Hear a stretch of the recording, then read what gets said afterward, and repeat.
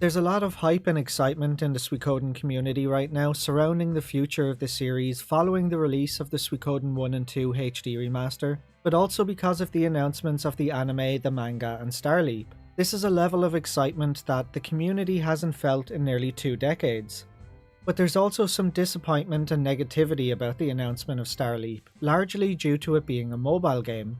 Though there may be hope for those wishing for a console version, as Suikoden producer Rui Naito recently mentioned in an interview with Bloomberg that he hopes to port Starleap to other platforms. So keep voicing your opinions and letting them know you want it on PC as well as consoles. But even if they failed to port the game to other consoles, Google have released Google Play Games, a program which allows you to play Android games on your PC. Think of it as an official Android emulator released by Google themselves. I won't get into all the details of it, but it allows developers to easily port their mobile games over to PC while optimizing them with functionality like mouse and keyboard controls. Even if developers choose not to optimize their games for PC, as it is an official emulator of sorts, the game will still be playable on PC regardless. Google Play Games also allows for cross-platform saves, allowing you to play on PC from home while playing on mobile on the go, all without losing any progress. So at the very least, an emulated version on PC should be accessible to everyone. I'm going to be covering some topics about the game in this video that you may find boring. Topics such as the monetization policy, why they went with a mobile game, who are the developers. So if those topics don't interest you and you'd rather just hear solely about the game's story and content, the timestamps will be in the description for you to skip ahead. So when Starleap was announced a few weeks ago, I touched on some of the information about the game in the announcement video, but I didn't get to go as in-depth as I hoped, as that video also covered news about the remaster, the anime, and the manga. So I wanted to make a video dedicated to talking specifically about Starleap. I want to talk about the story of the game, the characters, all of the confirmed features and mechanics they revealed in interviews they held after the broadcast. Why did they go the mobile route? All in far more detail than I did in the announcement video. This is going to be a much more in-depth look at the game. But first I want to talk about Starleap's monetization due to there being a lot of negativity and disappointment about it being a mobile game. Mobile games are controversial. Gacha games are controversial, and they're generally viewed very negatively for their often predatory practices. And because of that, some people are justifiably worried about Starleap, and believe me, I hate gacha too. I wish this was a premium title, but the developers themselves have said that the gacha is optional. Takahiro Sakiyama, who is the Suikoden IP director, Rui Naito, the Suikoden producer, and Starleap producer Shinya Fujimatsu all repeatedly stated that the gacha mechanics are 100% optional, that they should be viewed as an addition to the game. They insist that they're approaching the game with the mindset of making a numbered entry into the series.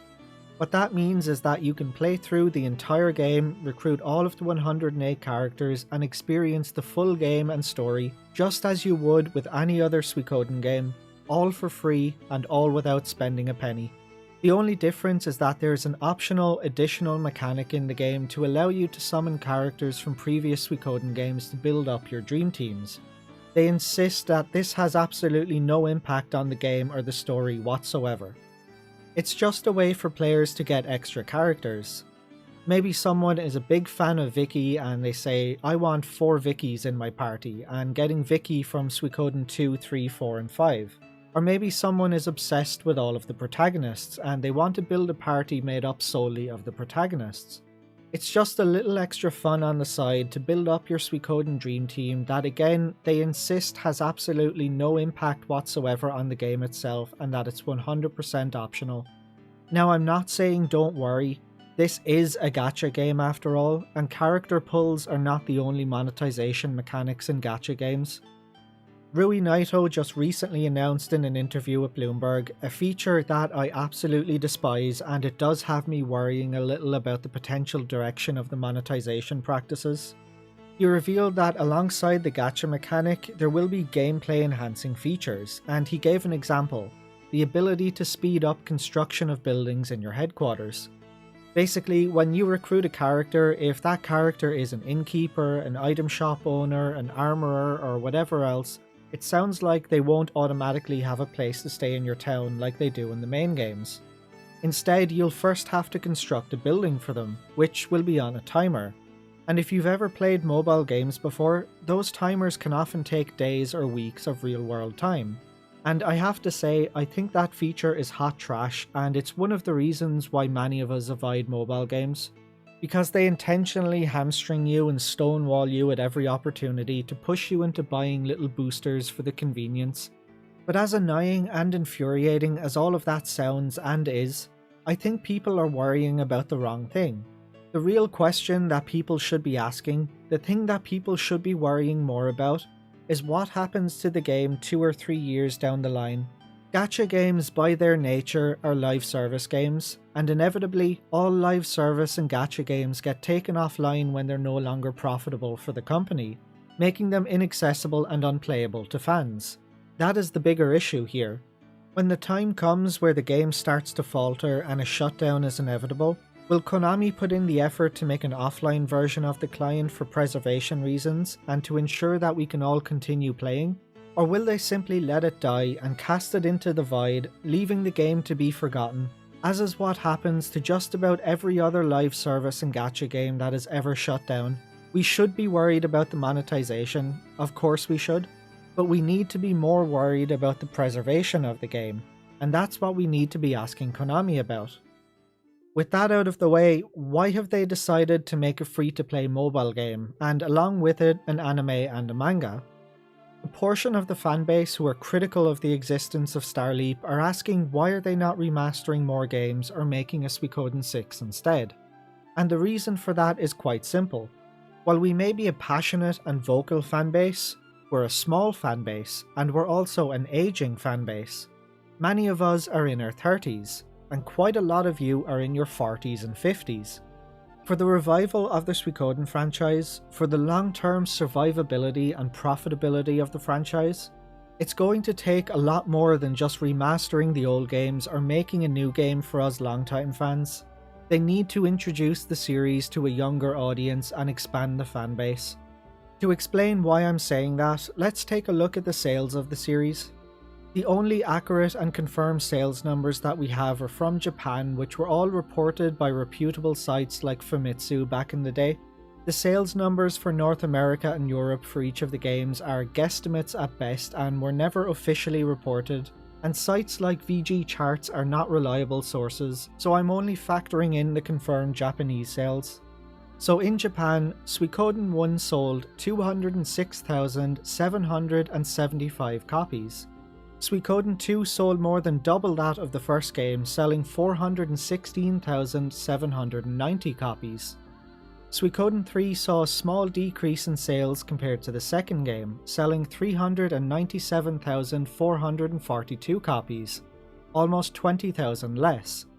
Suikoden 4 sold 311,815 copies. That's 85,000 less copies than Suikoden 3 sold, and over 100,000 less than Suikoden 2. Suikoden Tactics saw a sharp decline, selling only 64,472 copies, which is just under 250,000 copies less than Suikoden 4 sold. Suikoden 5 sold significantly better than Tactics did, selling 194,780 copies, but that's still falling almost 120,000 copies short of Suikoden 4. Sales only got worse and continued to decline further with the spin-offs, with Tierkreis selling 155,777 copies, a drop of nearly 40,000 compared to Suikoden 5. And finally, Woven Web of the Century sold a mere 93,773 copies, over 60,000 less than Tierkreis sold. Now, these sales numbers are only for Japan, but the majority of the Suikoden fandom has always been Japanese, and Konami's primary market for Suikoden has always been Japan, as is evident by all the Japan-exclusive games, novels, mangas, and merchandise. You can blame whatever you want, the change from pixel art to 3D graphics, the departure of Yoshitaka Murayama from Konami, The mixed reception to 3's controversial choices put people off of buying 4. The poor quality of 4 put people off of buying Tactics and 5. People weren't interested in spin-offs. It doesn't matter what you blame.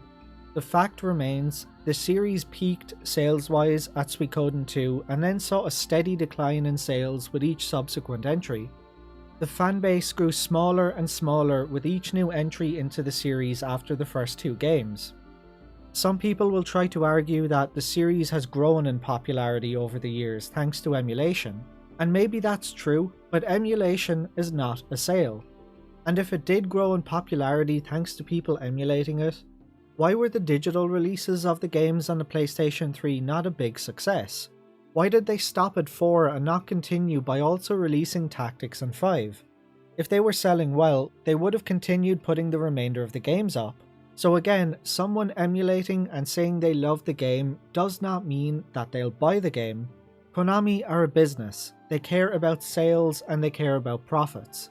How many copies did this sell? How much money did this make us? Did we get a good return on our investment? And the data they have showed declining sales with each entry. So for the franchise to not only be revived, but for it to continue, for it to be successful, and for it to thrive like we all hope it will, the fanbase needs to grow beyond its current size. And that's exactly what Konami are trying to do. They've formulated a long-term, multi-step plan to revive the series and ensure its long-term survivability and profitability. For their first step, they've set a solid foundation for the revival of the series by remastering the first 2 games, which not only keeps the core fans happy, but also serves as a nice entry point for newcomers. Now, some people are thinking, now that the 1 and 2 remasters are out, why don't they remaster the rest of the games? Hypothetically, let's say they immediately port over the remaining mainline games. What will that accomplish? The same pattern of dwindling sales and arguments in the fandom over their like and dislike of those games. Fans think emotionally. Konami are thinking analytically. This is why Konami have decided on a different route for their second step. They're taking a multimedia approach to grow the fanbase by releasing an anime, a free-to-play mobile game, and a manga. Regardless of your personal feelings about mobile games or gacha games, they are popular. Regardless of if you like or watch anime or not, it's an incredibly popular form of media, and so is manga, and their popularity is only growing. So while you as an individual may not like them, many people do. They're a massive market for Konami to tap into and introduce a whole new generation of people to Suikoden. How many new eyes will the mobile game bring to the remasters of 1 and 2? How many eyes will it bring to the anime? How many new eyes will the anime bring to the games? How many people who play the game or watch the anime will then pick up the manga? How many people who play the game, read the manga or watch the anime will go out and buy the merchandise? That's why they're making the anime, the manga and Starleap. While we long-term fans can and certainly will enjoy them, these are intended as entry points to the series, to introduce a whole new audience and a younger generation of gamers to the series, to breathe new life into it and to grow their fan base and customer base beyond the current aging fandom, to ensure that future entries do succeed. This is only the second step of their plan to revive the franchise. They have many more steps to come, and I'm certain that remastering the remaining mainline entries are part of that long-term plan, but only if Step 2 is a success. So if you love the series as much as you say you do, and you want a Suikoden 6 and beyond, you need to support Step 2. Whether that's by playing Starleap, or watching the anime, or buying the manga, or doing all 3, you can support Step 2 without spending a cent. You can play the game without utilising the gacha mechanic, you can watch the anime, and neither of those options will cost you anything.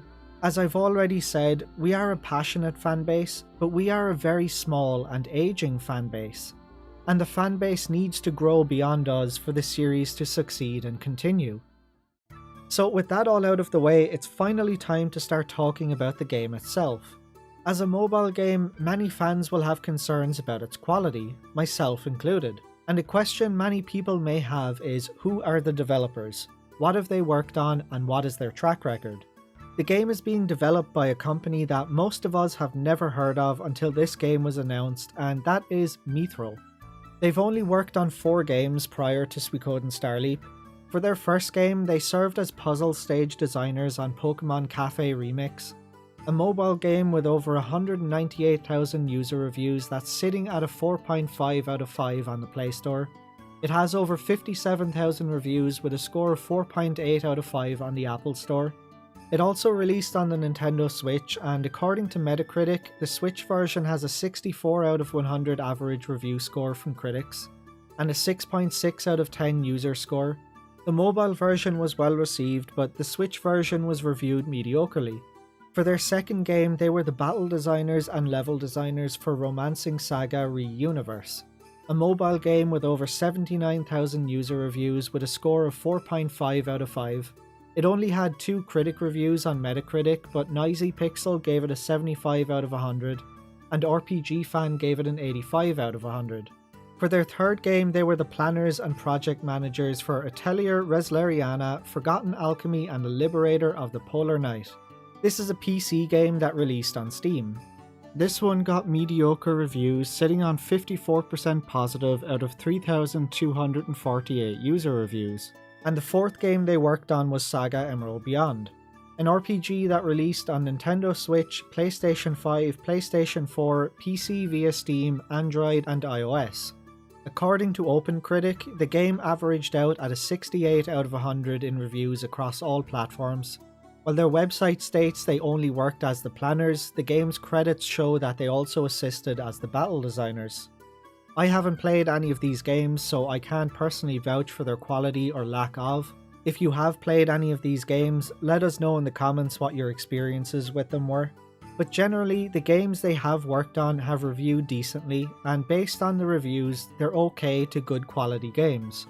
Now some people might say, but the gacha, and trust me, I get it, I'm no fan of gacha. But Mithril are just hired hands. They make what they were hired to make by the publishers. They don't decide on the gacha or the monetization practices. That's on the publisher. And now, with all of that out of the way, it's finally time for what you're all really here for: the story, the content, and the mechanics of the game. So what is the setting and the story? Despite what the game's name may indicate, Starleap is not a spin-off like Tierkreis or Woven Web, and while Starleap may not be a numbered title entry, they are very much treating it as one.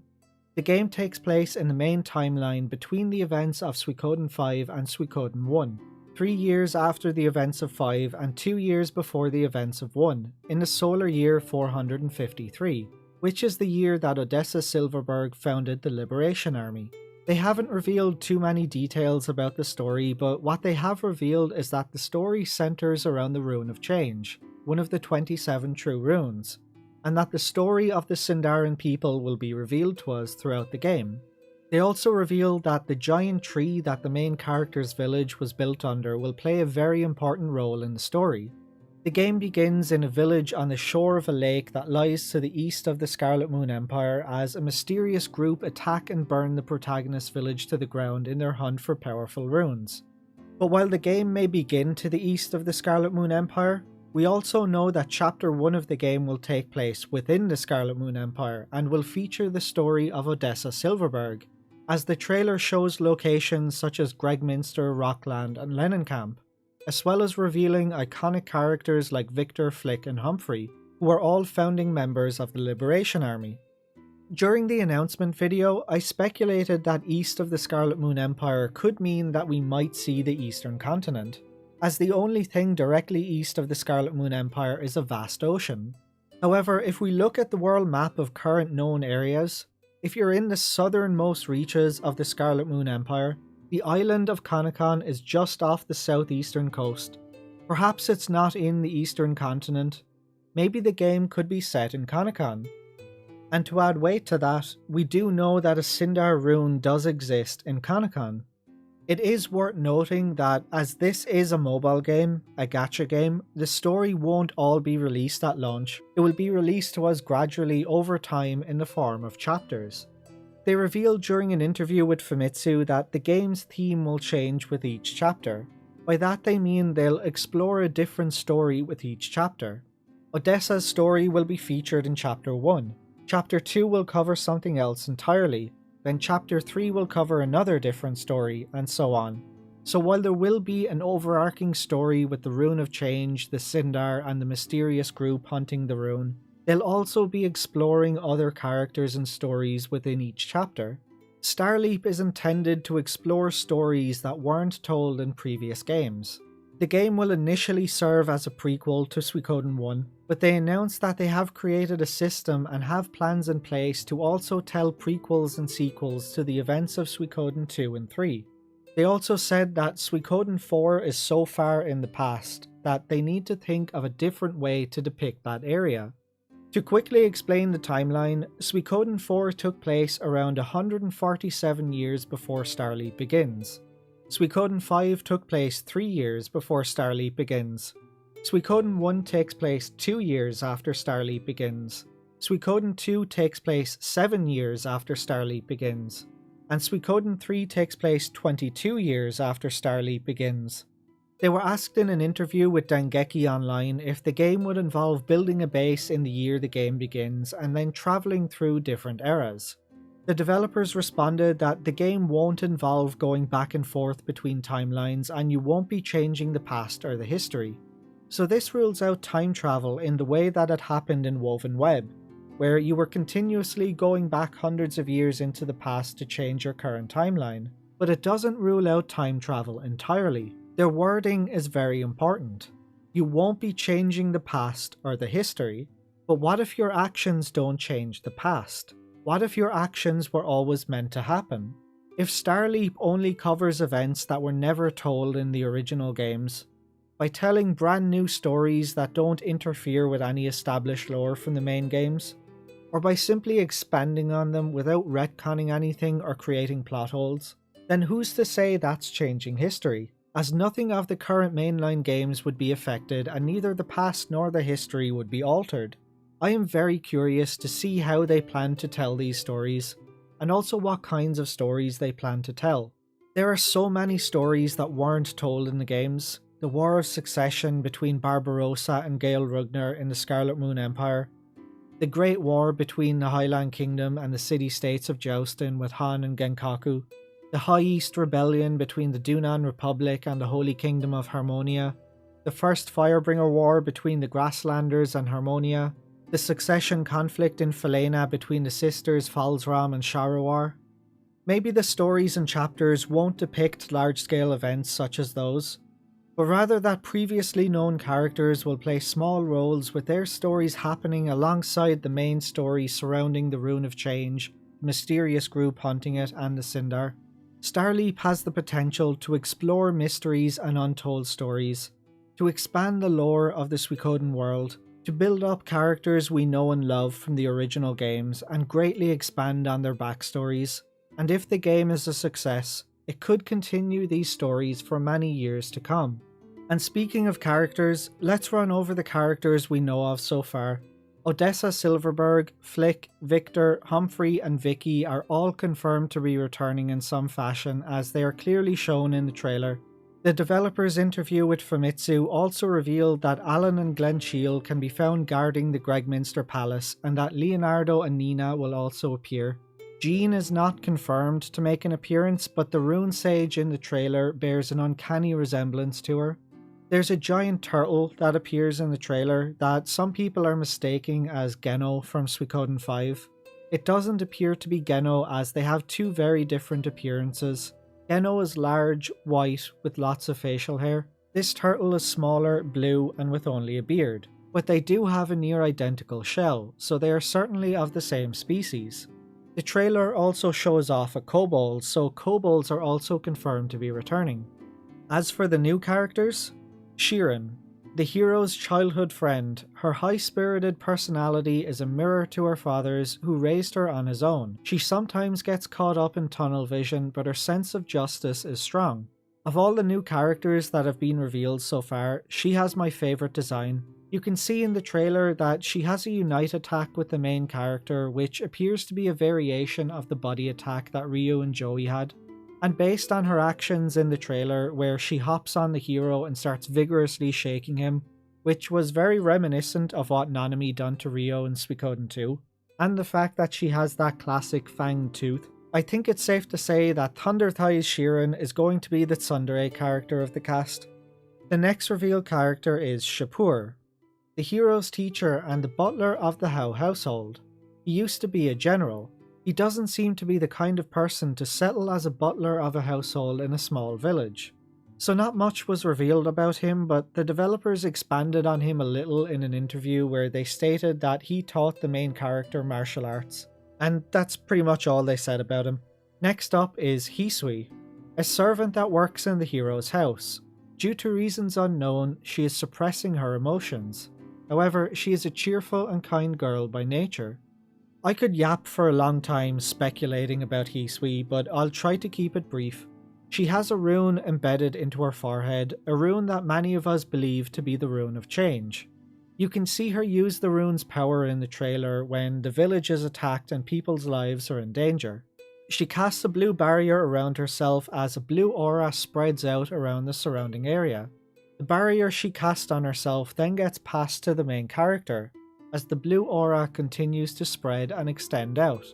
What this has actually done we are unsure of yet, though there is a moment in the trailer where she's crying in a flower bed and the flowers all dissipate.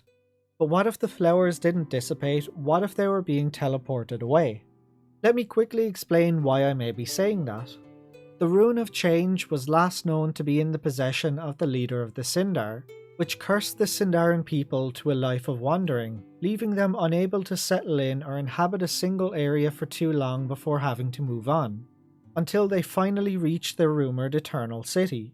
But what if the rune's curse wasn't that it forced them to pack up and leave after X amount of time in each area? What if the rune forcibly moved them on through teleportation, not just to new lands, but through time? Or as some people who like to theorize about Vicky being a Sindar, linking magic. I'm not trying to say anything definitively, merely speculating about possibilities. Hisui's description mentions that, due to reasons unknown, she is suppressing her emotions. What if those reasons are because she knows due to the rune's curse that she'll be forced to move on, so she's afraid to form attachments? Hisui raises a lot of questions. Is she a Sindar? Or maybe she's not related to the Sindar at all. Maybe she's the unfortunate inheritor of the rune after the Sindar found their Eternal City. Or maybe nothing that I just said about her is true. Time will tell, but I'd love to hear your thoughts and speculation about her and the rune. She also may not even possess the Rune of Change, and the marking on her forehead could be something different entirely. Why do I say that? Suikoden never used to put true runes in the game's logos. But that changed under Sakiyama's direction, with the Sun Rune being included in the Suikoden 5 logo, and then the Soul Eater and the Rune of Beginning being included in the Suikoden 1 and 2 HD Remaster logo. And now in the Suikoden Starleap logo, there's an Ouroboros alongside the name. For those that aren't aware of what an Ouroboros is, it's a circular symbol that usually depicts either a snake or a dragon devouring its own tail, and it represents the eternal cycle of destruction and rebirth. And what do we currently know of the Rune of Change? We know from old books in the games that the leader of the Sindar bears the rune on their forehead, which doomed the Sindarin people to a life of wandering, leaving them unable to settle in a single area for too long before having to move on and find a new home, cursed to eternal wandering. The Suikoden world is littered with the ruins of Sindarin buildings that were abandoned as the people were forced to move on to a new land due to the rune's curse. What does that sound like to you? The continuous destruction and rebirth of their civilization as they're forced to continuously abandon one land and inhabit a new one. Could the Ouroboros represent the Sindar, and alongside them, the Rune of Change? Or could this Chinese dragon in the Ouroboros be the incarnation of the Rune of Change? Or perhaps I've read far too much into all of this. Only time will tell, but again, I'd love to hear all of your thoughts. Anyway, back to the characters. I don't even know if I'm saying this right, but Hao, chief of the village and father of the hero. He used to be a fiery fighter, but he brought the ruffians together and created a new village. Other than that, his past is shrouded in mystery, but he seems to have relations with many important people in various countries. In the interview with Famitsu, the developers revealed that Hao is friends with the elf Stallion, and Stallion even gifted him a high speed rune, which many old fans may remember as the mistranslated True Holy Rune, or the Godspeed Rune. Hao then passed this rune onto his son, the protagonist. Hao's last appearance in the teaser trailer is right after he breaks free from his restraints and tries to reach his sword to save his son. He's last seen after the unknown attackers shoot arrows at him as Hisui uses her rune, and Hao can be seen kneeling with his back turned to the attackers, possibly indicating that he was hit in the back by arrows, and may potentially suffer a tragic death alongside the destruction of the village. This would certainly fit with Suikoden's theme of opening with a tragedy and the loss of a loved one. And finally, we have the hero, the protagonist of this story and the son of the village chief Hao. He is kind, courageous, and charming. At first glance, when seeing him fighting in the trailer, it looks like he's wielding a spear, which many people may find odd as Suikoden has a habit of giving the main characters rather distinctive weapons. Tyr used a bow staff, Ryo used tonfa, Freyador used tri-nunchaku, but you can relax because the main character's weapon is not a spear. It's actually a shakujo, otherwise known in English as a pewter staff. The staff is used defensively for parrying and blocking, but the developers revealed in the Famitsu interview that the main character was taught martial arts by the spear-wielding Shapur, and so the staff can be used offensively for thrusting and smashing attacks. It can also be used to cast magic, making it a very versatile weapon. That's it for the characters. As for the gameplay features, the mechanics and everything else, the game will feature that classic fast-paced Suikoden 1 and 2 battle system with 6-person parties with rune magic and unite attacks that we all know and love. And alongside rune magic and unite attacks, certain characters will also have special techniques. Your turn order no longer appears to be determined entirely by your speed stat, but instead by the type of action that you choose.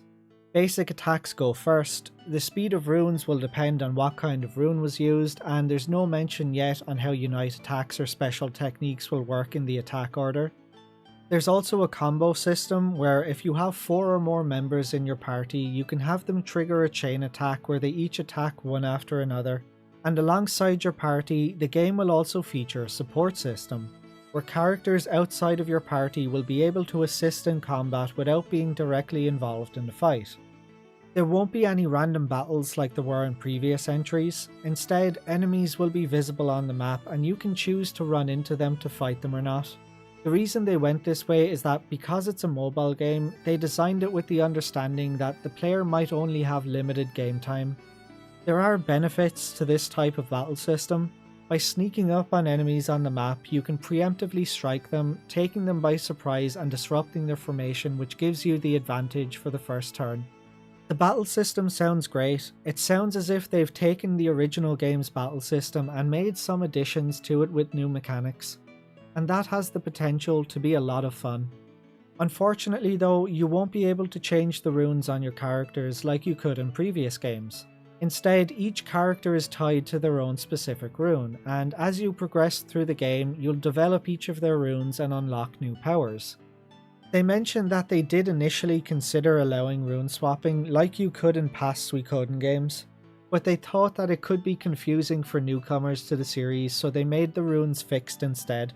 They say it makes the magic system simpler for newcomers, but that it also maintains the essence of Suikoden's magic system. I don't know how to feel about that. If they wanted to maintain the essence of Suikoden's magic system, they'd allow for rune swapping. Instead, what we've now got is a magic system that has more in common with Tierkreis and Woven Web instead of a main entry. On one hand, the runes being tied to characters does make the characters feel more unique, but on the other hand, it removes the flexibility that Suikoden gives its players with the magic system, and that flexibility was part of its charm. It allowed us to build characters in different ways to suit our needs, even if said character wasn't great at what we were building them for. So I'm a little torn on this choice. As for the war system, it appears to be similar to that of Suikoden 5's war system. While they stated that they didn't want to directly copy the old systems, you can clearly tell there are heavy influences from Suikoden 5's war system while plucking aspects from 1 and 2. The war battles play like a real-time strategy game as you move your units across the battlefield. The war battles feature an attacking and counter-attacking system where the unit engaging the fight attacks first while the defending unit performs a counter-attack. There's also going to be a wave attack style system where you can surround an enemy unit with multiple units and attack in a big coordinated assault to wipe them out. Your units will of course be categorized into infantry, cavalry and archer units. Certain characters you recruit can be assigned as unit leaders, while other characters can only be assigned as subordinates. Certain characters will also have special skills that you can activate during battle.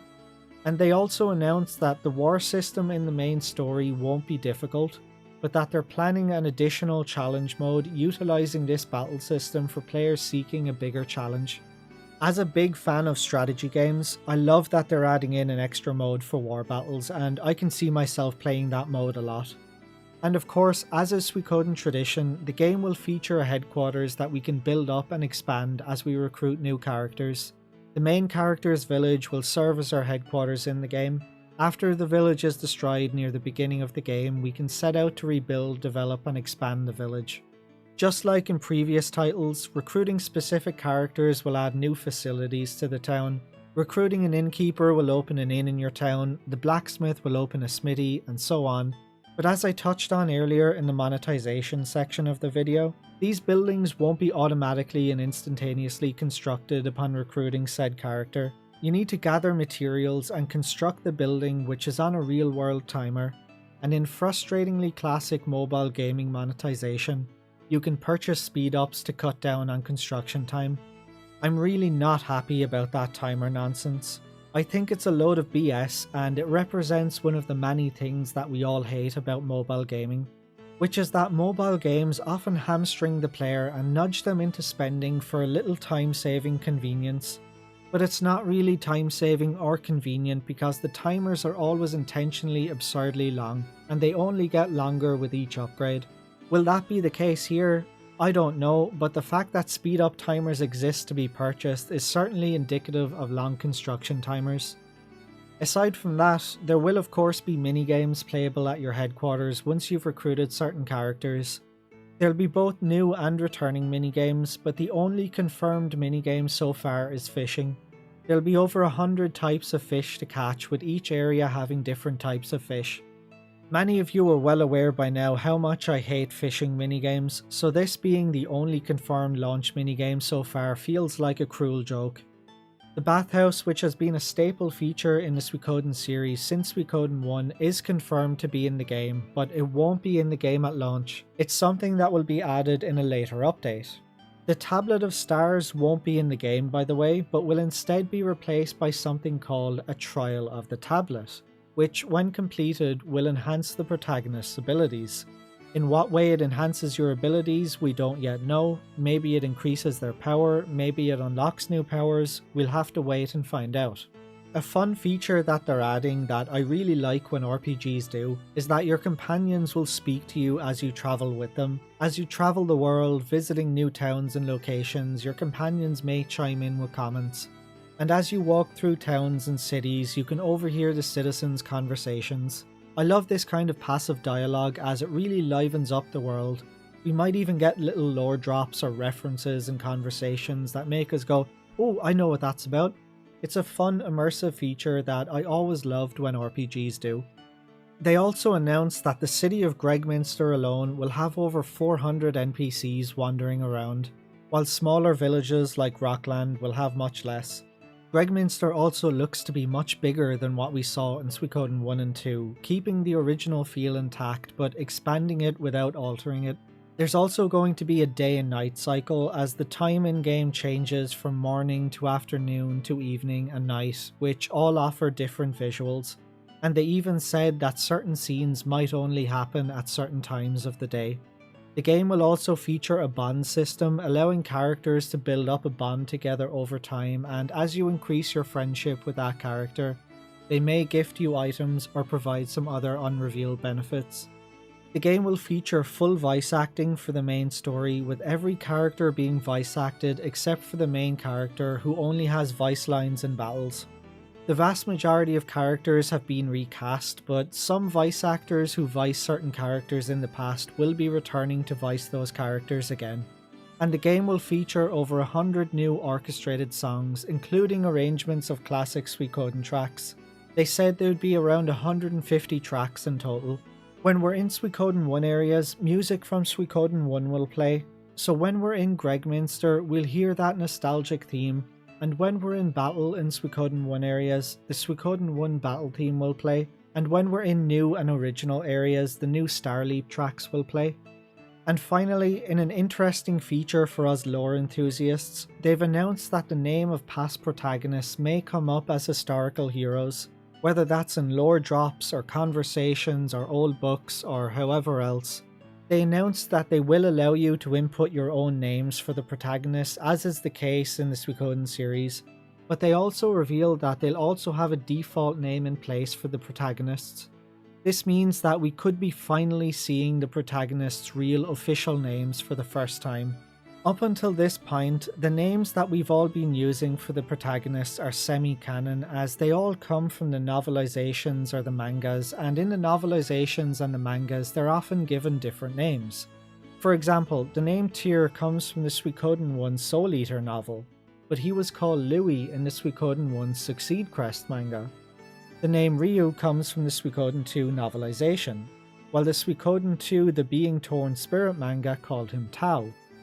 The name Freyador comes from the Suikoden 5 novelization, but he was called Ardil in the Suikoden 5 manga, while promotional save files released in Japan gave him the name Farouche. We've essentially just plucked out our favourite sounding somewhat official names from the Japanese novels and manga and run with them. So if they stick to what they say and they provide default names for the protagonists in the game, this will be the first time we've gotten an official name for each character in in-game canon. As for when the game will release, the game's producer Shinya Fujimatsu stated in an interview with Famitsu that they're in the process of polishing the game. This would indicate that the first chapter is fairly far into development, possibly even near completion. And Metro Berry announced that they'll be performing a Suikoden 1 and 2 orchestra concert on May 5th. But during that announcement, they also revealed that they'll be performing some music from the upcoming Starleap ahead of its release. So at the very least, we know that Starleap won't release until sometime after the concert. We could possibly be looking at a mid-summer to autumn release date if we're lucky. Anyway, that's it for this video. What do you think about all the reveals and features? Do you have any thoughts on the chapter-based storytelling that they're going for? Are there any stories or events that you hope they cover in a chapter? How are you feeling about the monetization and the new news that it's not just gacha mechanics for bonus characters, but also enhancement features like speed-ups? Does that have you worried about what other monetization aspects they haven't told us about yet? Or potentially, as many mobile games do, what gameplay mechanics, if any, will be gimped to nudge us towards spending? Let me know your thoughts below. Thanks for watching guys, and I'll catch you on the next one.